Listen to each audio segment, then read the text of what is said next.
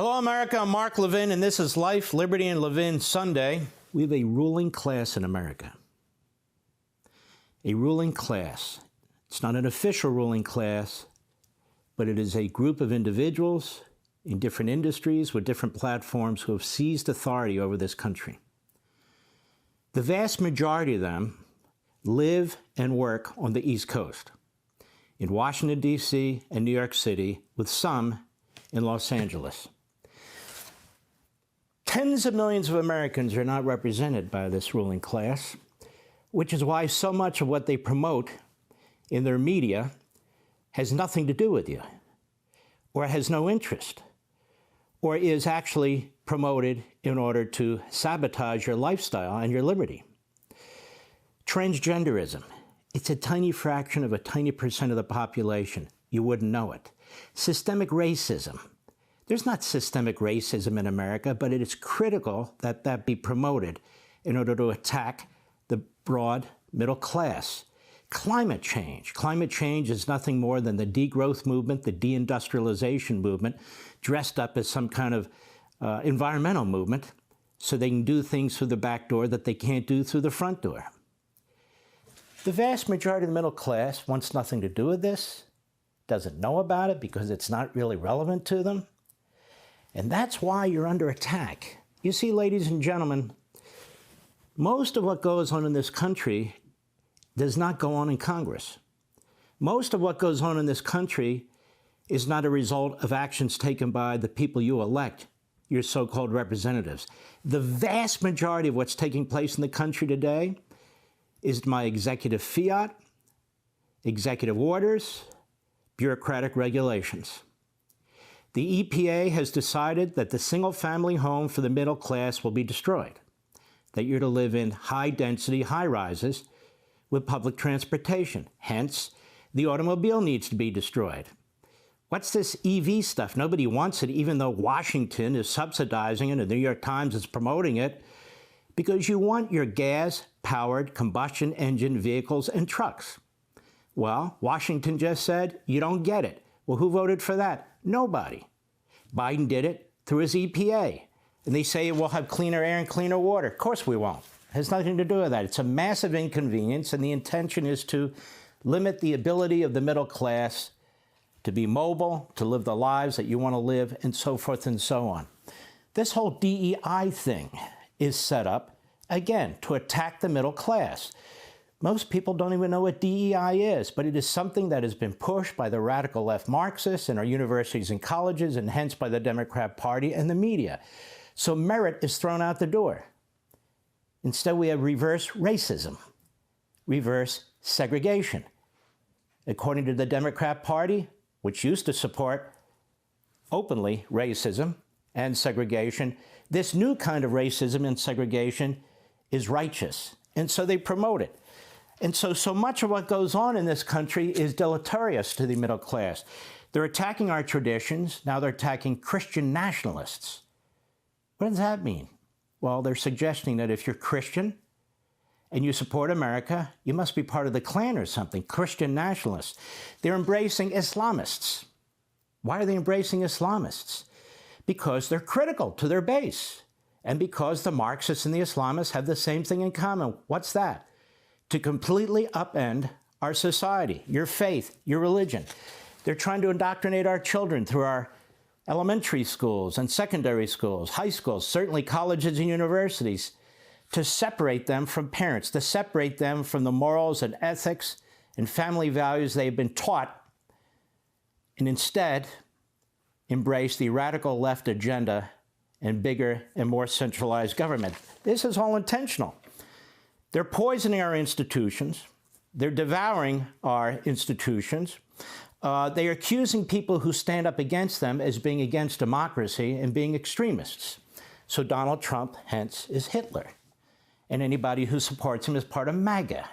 And MAGA, of course, is like the Third Reich. No, MAGA is made up of hardworking Americans who pay their taxes. Plumbers, electricians, farmers, and ranchers. It's made up of people who make this country work.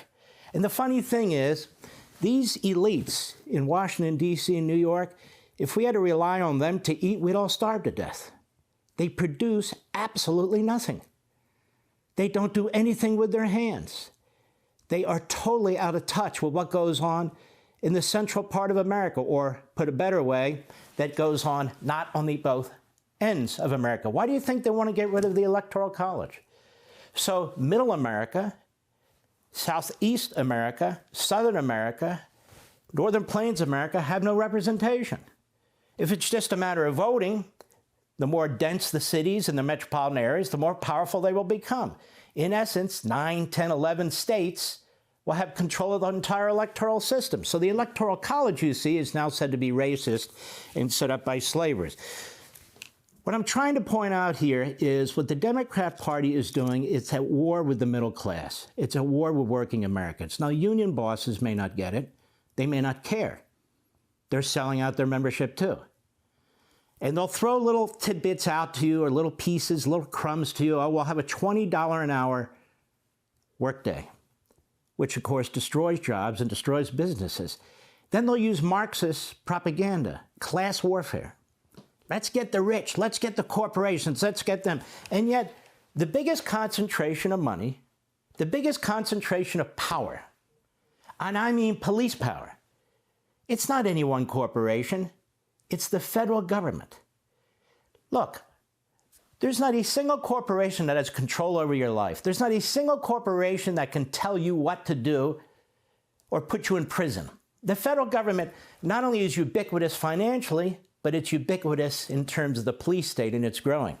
And it doesn't want any opposition, which is why the Biden administration has done more since any administration, but perhaps Woodrow Wilson, to silence speech, to censor speech, to monitor speech. 2 federal courts have so ruled, and they're 100% right. They've done more than any prior administration to intimidate political and ideological opponents, shutting down parents to the extent they can by threatening them with the FBI if they dare to stand up to the teachers' unions, which are crucial to the Democrat Party, or throwing pro-life protesters in prison, even though they haven't committed any acts of violence. They're just they're true peaceful protesters, trying to secrete agents in the Catholic Church and then trying to cover it up.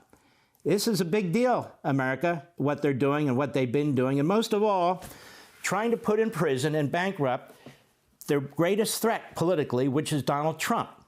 And we know the Biden administration has had its hands in Letitia James's case, in Alvin Bragg's case, in the Fani Willis case, and of course, in the federal cases. This is the Democrat Party. Now, it is very important to understand that when they talk about the rich, and they talk about you have a right to free health care, and none of that really matters to them. They know that if you fall for that, you're going to vote for them, and they're going to become more and more powerful, and even more, their administrative state's going to become more and more powerful. It will decide what medical treatment you get, if any. It will decide what prescription drugs you get, if any. Does that work anywhere in the world? Pick any socialist/Marxist regime, even a fascist regime. Does that work anywhere in the world? No. And of course, they're attacking your traditions, they're attacking America's values by attacking America's founding. We're told the country wasn't founded in 1776. Well, that's Newt Olive. No, 1619. You need to be re-educated. You need to understand this. We're told that the Constitution of the United States was set up to protect slavery and white supremacy. Really? Where does that come from? It doesn't come from anywhere. It comes from their ideology. It's that simple. I want to read something to you very briefly, because this professor said it better than I could. His name is Ted McAllister. He's professor of public policy at Pepperdine University. And a couple years back, he wrote, "Today we have a very different elite than America did as recently as the 1980s in terms of their nature, goals, ambitions, style, and ways of exercising power." He said, "The deepest fact of our time is that America has a bad elite, a mendacious one whose skills, values, goals, tastes, and types of knowledge are hostile to our nation's inherited cultures and plural people. The new elite that has emerged in the last generation or two has no interest in preserving anything but perhaps their own power. They lack historical knowledge and vision, which they supplant by or exchange for the power of transformation and change, intoxicated by the power possible with emerging technologies, inspired by visions that only a deracinated globalist perspective could make attractive. This elite thinks of creative destruction as applied to the culture. He says, as winners in what they imagine to be a meritocratic struggle, they can see nothing of an inherited world worth preserving for their very success. The peculiar characteristics of the revolving power have given to our new elite the soul of adolescent art applied to a global canvas. They lack any experiential or historical ballast to weigh them down, to slow them in remaking everything according to their desires. For them, streamlining power is key to creation, and the annoying obstacles to their new creations are not really checks to prevent tyranny, but rather limitations, unnecessary friction in the headlong rush to transform. Now, when you look back at last week at those 3 Democrat presidents, 2 ex and 1 current, that's who he's describing. When you look at Schumer, when you look at Sanders, when you look at Hakeem Jeffries, when you look at the whole bunch, that's what we're getting. Let me be abundantly clear.